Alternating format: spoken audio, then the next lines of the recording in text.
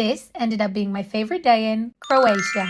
Today we're exploring one of Croatia's most famous places, Plitvice Lakes National Park. We started at entrance number 2 and my mom did join us for the trip that day, but she was worried she might not be able to complete the trail, so she opted to spend the morning at the cafe there with a book instead. My friend and I decided to take Route F as we weren't sure how long or difficult it would be, and after walking down what felt like a million stairs, we ended up right by the dock waiting for the boat to take us across. The views were immaculate and I was very excited to see what was still to come. As we started lining up for the first boat, we realized we were lucky enough to be sandwiched between two tour groups, and suddenly the sound of nature faded into the background while the chatter got louder. The first boat ride was very quick and we even managed to get seats with a clear view of the lake. When we got off before the second boat ride, that was when I started to panic. The boats were completely packed, so unless you managed to get on amongst the first people, it was quite difficult to enjoy the views. Like, the people beside me were kind enough to let me reach over them to get this footage. Once we got off the boat, we passed by the conveniently placed souvenir shop, treated ourselves to an ice cream,